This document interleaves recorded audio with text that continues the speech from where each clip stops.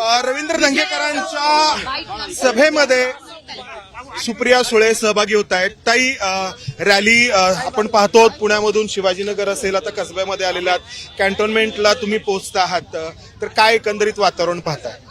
अतिशय चांगलं वातावरण आहे.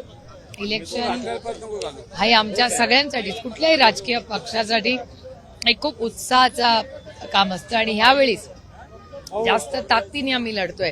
कारण का ज्या चुकीच्या पद्धतीने महाराष्ट्रात सत्तेत असलेल्या लोकांनी शेतकऱ्यांवर, सर्वसामान्य मायबाप जनता, महिलांचे प्रश्न असतील, महिलांवर होणारे अत्याचार असतील, या सगळ्याच्या विरोधात आम्ही ताकदीने लढतोय. छगन भुजबळांच्या बद्दलची एक बातमी प्रसिद्धी झाली आहे वृत्तपत्रामध्ये आणि एका पुस्तकाचा हवाला देण्यात आलाय आणि त्यामध्ये त्यांनी म्हटलेलं आहे की खूप सगळा दबाव होता त्यांच्यावरती, त्यांच्या कुटुंबांवरती, तुमच्यावरती, तुमच्या कुटुंबांवरती, तुमची त्यावेळची जी वक्तव्य आहेत त्याचा सगळ्यांचा त्यांनी हवाला दिलेला आहे. त्या पुस्तकाची बातमी आज लोकसत्ता वर्तमानपत्रात मी पाहिली. मी पूर्णपणे वाचलीही ती. मला काही त्याच्यात आश्चर्य किंवा नवीन वाटलं नाही.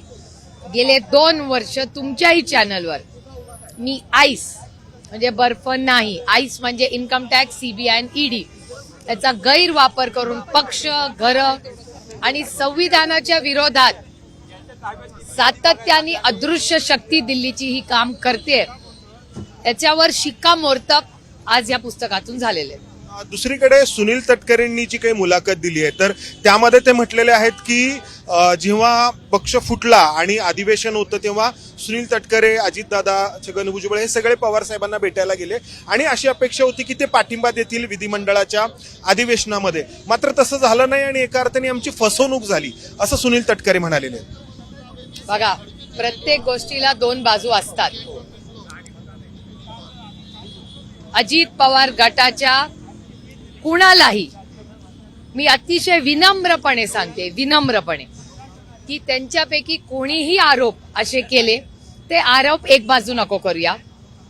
ते म्हणतील ती वेळ, ते म्हणतील तो दिवस, ते म्हणतील ते चॅनल किंवा सगळे चॅनल, कारण का दोन्ही बाजूत काय झालं हे फक्त सुप्रिया सुळेला माहितीये. कारण का दोन्ही बाजूनी फक्त मी सगळ्यांशी बोलत होते.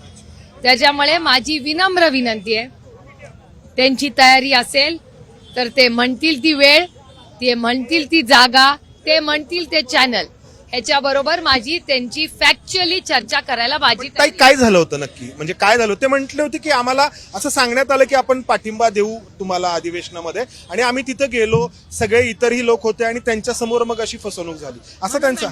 म्हणून म्हणते की समोरासमोर बसू, त्यांना बोलवा, मी स्वतः यायला, ते म्हणतील तिथे तयार आहे. आणि कोण काय बोललं ह्याचं एकदा सोक्ष मोक्ष महाराष्ट्र आणि देशाच्या जनतेसमोर होऊनच जाऊ दे. आणि माझी त्यांना कुठेही बसून 1 on 1 त्यांच्यापैकी कोणी, म्हणजे अजित पवार गटातले कोणीही व्यक्ती, माझी त्यांच्याशी ओपन चर्चेला बसायची तयारी. आता पुढचा प्रश्न, जे दिलीप वळसे पाटील आहेत तर त्यांनी वक्तव्य केलंय की निवडणुकीनंतर समीकरणं आणखी बदलू शकतात, काही होऊ शकतं, असं ते म्हटलेले आहेत.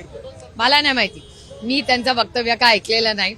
मी सकाळपासून राजदीप सरदेसाईंनी लिहिलेलं पुस्तक, त्यानंतर गळीत हंगाम हा उशिरा करतायत, याच्यात शेतकऱ्याचं नुकसान होणार अशी बातमी आली आहे, मी त्याचा पाठपुरावा करते.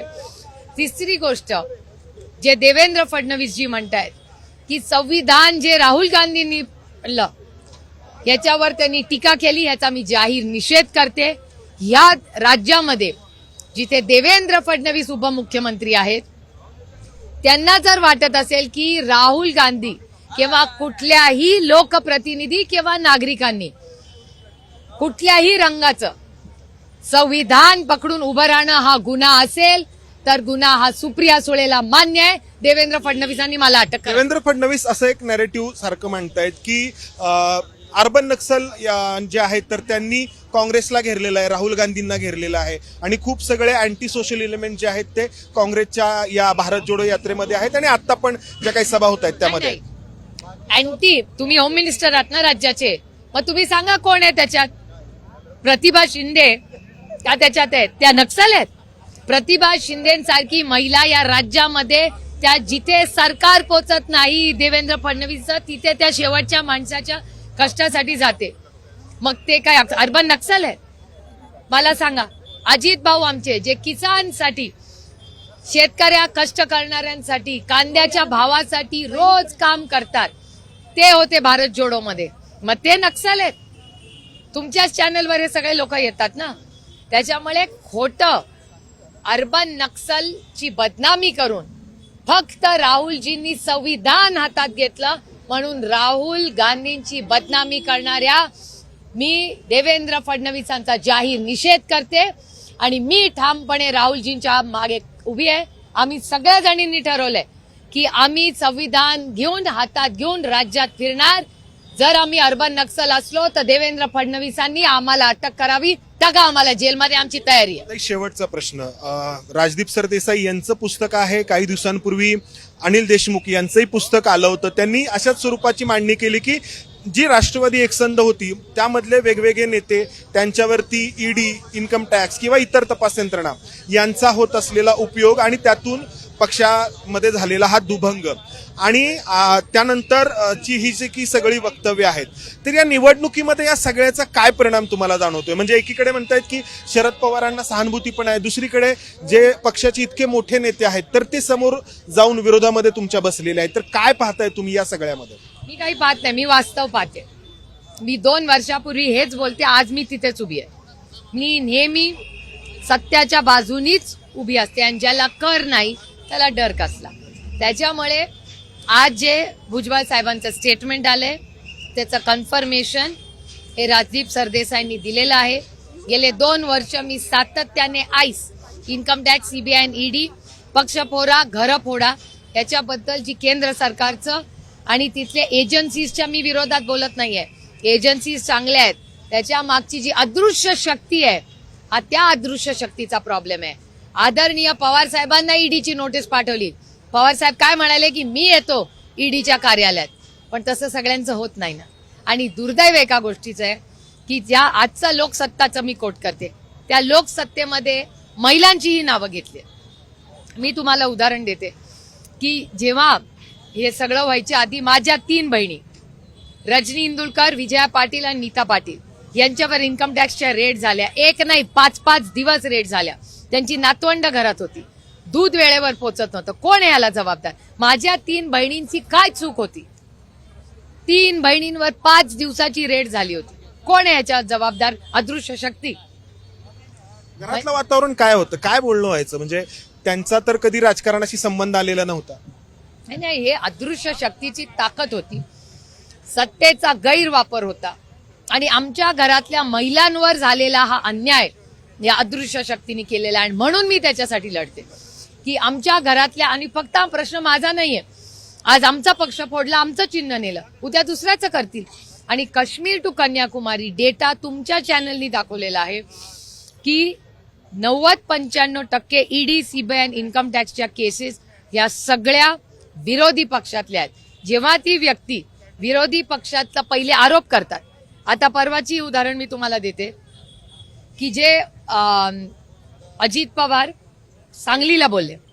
आता सांगलीला अजित पवार काय म्हणाले की देवेंद्र फडणवीस मुख्यमंत्री होते, त्यांनी अजित पवार जे विरोधी पक्षात होते त्यांना बोलवून घेतलं आणि फाईल दाखवली आणि सांगितलं फाईलमध्ये की तुमची इन्क्वायरी सुरू झालेली आहे. आता मला एक गोष्ट सांगा, पहिला आरोप अजित पवारांवर कोणी केला? तर तो देवेंद्र फडणवीसांनी केला. क्रोनॉलॉजीनी जाऊया, उगाच मी त्यांच्यासारखे खोटे नाटे आरोप करत नाही. Data driven discussion. पहिला आरोप कोणी केला? तर देवेंद्र फडणवीसांनी अजित पवारांवर केला. त्याच्यानंतर इन्क्वायरी सुरू झाली. त्या इन्क्वायरीवर मुख्यमंत्री म्हणून सही कोणी केली? देवेंद्र फडणवीसांनी केली. आणि तीच फाईल देवेंद्र फडणवीस मुख्यमंत्री असताना, अजित पवार विरोधी पक्षात असताना त्यांना घरी बोलवून घेतलं, घरी फाईल मागवली आणि घरी दाखवलं, हे बघा मी सही केली आहे. दिस इज अंडर ओथ. आम्ही शपथ घेतो, संविधानाची शपथ घेऊन सांगतो की आम्ही कुठलेही कागदपत्र बाहेर कुणालाही दाखवणार नाही. गोपनीयतेची शपथ होती. अर्थातच गोपनीयतेची शपथ. ज्या कधी झालं ताई? म्हणजे अजितदादा हे विरोधी पक्षनेते, या सगळ्याच्या तारखा अजित पवारांना विचारा ना. सांगलीत तुमच्याच चॅनलवर ते बोललेले आहेत. सांगलीच्या सभेत बोललेले आहेत की देवेंद्र फडणवीसांनी मला बोलवलं आणि फाईल दाखवली मुख्यमंत्री असताना, आणि देवेंद्रजी म्हणले ते कागद आरटीआय मध्ये पण आहेत, याचा अर्थ त्यांनी कबुली दिली की हो मी अजित पवारला फाईल दाखवली. म्हणजे ताई असं व्हायचं का, अजितदादा असतील, छगन भुजबळ असतील, दिलीप वळसे पाटील असतील किंवा इतर नेते असतील, हसन मुश्रीफ असतील, अजून किती आहेत? बरेच नाही. नाही मग हे पवार साहेबांना हेच सांगायचं का की आमच्यावरती दबाव आहे आणि म्हणून तुम्ही भाजप सोबत जाण्याचा निर्णय घ्या, काय नक्की व्हायचं? सगळं पोटात आणणं ही माझी संस्कृती नाही आणि मी अर्धवट बोलत नाही. त्याच्यामुळे जे काय पुस्तकात आलंय त्याचं कन्फर्मेशन एक जबाबदार पत्रकार म्हणून राजीव सरदेसाईंनी दिलेली आहे. आता हे सगळे प्रश्न तुम्ही त्यांना विचारले पाहिजेत. मी आईस आणि त्याचा गैरवापर आज सातत्याने केंद्र सरकार करतंय. हे गेले 2 वर्ष आम्ही फक्त चॅनलवर बोलत नाही, मी पार्लमेंटमध्येही याच्या विरोधात बोललेले आहे. धन्यवाद ताई. तर सुप्रिया सुळे यांनी जी लोकसत्ता मधली बातमी आहे तर ती बातमी जी आहे तर ती खरी आहे हे ठासून सांगण्याचा प्रयत्न केलेला आहे. आणि गेल्या 2-2.5 वर्षांमध्ये ज्या काही घडामोडी राष्ट्रवादी काँग्रेसशी संबंधित घडल्या त्या सगळ्या घडामोडींचा आपण साक्षीदार होतो हेही नमूद केलंय. कॅमेरामन विजय राऊत, मंदार गुंजारी, एबीपी माझा, पुणे. एबीपी माझा, उघडा डोळे बघा नीट.